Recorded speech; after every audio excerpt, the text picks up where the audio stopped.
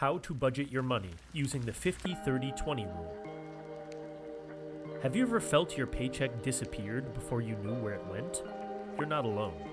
Managing money can be overwhelming. But what if there was a simple formula that made it easy? That's exactly what the 50-30-20 rule does. It's a straightforward method to help you budget effectively without stress. Today's video will teach you how to budget your money using the 50-30-20 rule. By following this rule, you'll know exactly how much to spend on essentials, how much you can enjoy guilt-free, and how much to set aside for your future. What is the 50-30-20 rule? Managing money can feel overwhelming, especially when expenses keep piling up. The 50-30-20 rule offers a simple way to take control of your finances without stress. It breaks your after-tax income into three clear categories.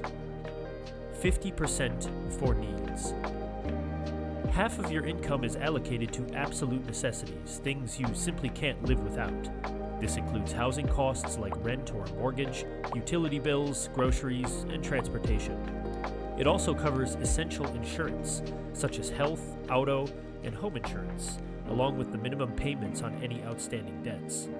According to the U.S. Bureau of Labor Statistics, the average American household spends about 34.9% of its income on housing alone, making it the biggest expense for most people. 30% for wants. Discretionary expenses are purchases that improve the quality of life but aren't essential for survival. This is your fun money, the portion of your income reserved for things that bring enjoyment, entertainment, and convenience. Dining at restaurants, streaming subscriptions, concerts, shopping, travel, and hobbies fall under this category because they add value to your lifestyle but aren't necessary to meet your basic needs. 20% for savings and debt repayment. This part of your budget is all about protecting your future self. The first step is building an emergency fund, which acts as a financial safety net. Experts recommend saving at least 3 to 6 months worth of living expenses to cover unexpected events like job loss, medical emergencies, or major car repairs. A 2023 study found that 56% of Americans could not cover a $1,000 emergency expense with savings, meaning most people would have to borrow money just to handle an unexpected bill. But have you ever thought about why this rule works? It's easy, flexible, and realistic. Unlike complicated budgets that track every dollar, this method gives you a clear structure without overwhelming details. This budgeting method was popularized by U.S. Senator Elizabeth Warren and her daughter, Amelia Warren Tyagi, in their book, All Your Worth, The Ultimate Lifetime Money Plan. A June 2024 report from Investopedia found that half of American credit card holders have debt, and over 66% live paycheck to paycheck. This shows that many people struggle with budgeting and managing their finances. Now that you understand the basics of the 50-30-20 rule, the question is, how do you use it in your daily life? How to apply the 50-30-20 rule to your budget. Now that you know how the 50-30-20 rule works, let's break down how to apply it in real life. Step 1. Determine your after-tax income. Before you start budgeting, you need to know exactly how much money you bring home each month. This means looking at your take-home pay, the amount you receive after taxes, Social Security, and any other deductions. If you're a salaried employee, this is usually the amount that gets deposited into your bank account. If you're self-employed or have a side hustle, you'll need to factor in taxes separately to get an accurate picture of your actual income. For example, let's say your salary is $4,000 per month. After taxes, insurance, and other deductions, you take home $3,200. That $3,200 is the number you'll use to divide your budget. Step 2. Allocate 50% to needs. Half of your income should cover the expenses that are necessary for daily life, things you can't go without. These include housing, utilities, food, insurance, transportation, and minimum debt payments. These are bills that, if unpaid, could seriously impact your well-being or financial stability. This category includes essential expenses like rent, utilities, groceries, health insurance, and transportation. It also covers minimum debt payments to avoid late fees and credit damage. If your after-tax income is $3,200, that means you should try to keep these expenses under $1,600. However, if your needs exceed 50% of your budget, you might have to make adjustments. This could mean finding a more affordable living situation, cutting back on unnecessary subscriptions, or reducing transportation costs by carpooling or using public transportation. Step 3. Set aside 30% for wants. Now comes the category that many people struggle with, wants. These are non-essential expenses that make life enjoyable but aren't necessary for survival. While it's important to enjoy your money, overspending in this area can make it difficult to save or cover important expenses. Hobbies, gym memberships, entertainment, and travel are part of this category. A study from Bankrate found that 64% of Americans don't have enough savings to cover a $1,000 emergency, and a big reason is overspending on non-essentials. Step 4. Save 20% for the future you. This final category is all about securing your financial future. The 20% you allocate here will help you build an emergency fund, pay off debt faster, and invest for long-term goals. This category secures your future.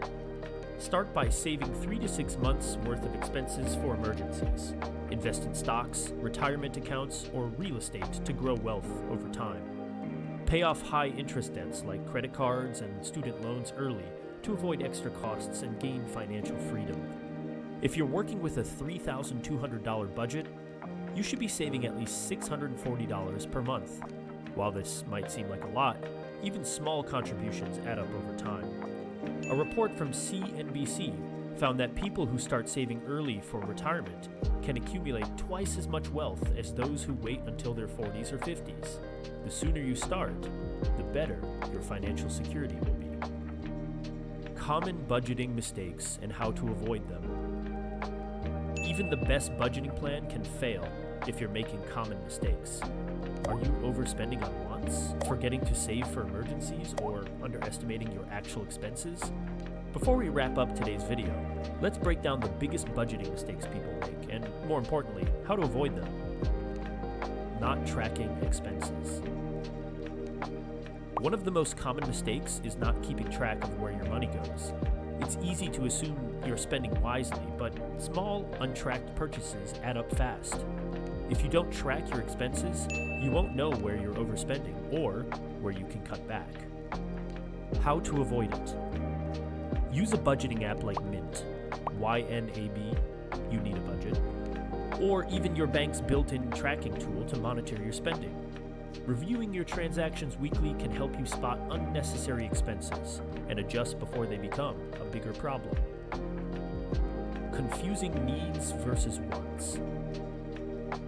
Another major budgeting mistake is not being honest about what counts as a need versus a want. Many people convince themselves that things like the latest smartphone, high-end gym memberships, or frequent takeout meals are essential, when they're just lifestyle choices. The problem is, when wants are treated like needs, they take priority in your budget, leaving little room for actual necessities and savings. How to avoid it. Before making a purchase, ask yourself, do I need this to survive or function daily? If the answer is no, it's a want. A good rule of thumb is to wait 24 hours before buying anything non-essential. This helps prevent impulse spending.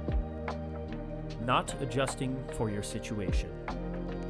Budgets aren't one size fits all. Some people live in high-cost areas where rent alone takes up more than 50% of their income, while others may have unique expenses like medical bills or childcare. Sticking rigidly to budget percentages without considering your situation can make budgeting feel impossible. How to avoid it. If your necessary expenses exceed 50% of your income, adjust accordingly by cutting back in other areas, like wants. Focus on balancing your budget in a way that allows you to cover necessities while still saving for the future. Skipping savings. One of the biggest budgeting mistakes is neglecting savings. Many people plan to save whatever is left at the end of the month, but the reality is that without a dedicated savings plan, there's usually nothing left to save. How to avoid it. Treat savings like a bill that must be paid each month. Automate transfers to a savings account as soon as you get paid. If possible, set up separate savings for an emergency fund, retirement, and other future goals. If you found that helpful, hit the like button, subscribe, and share this with someone who needs to get their finances in order. Thanks for watching, and we'll see you in the next video.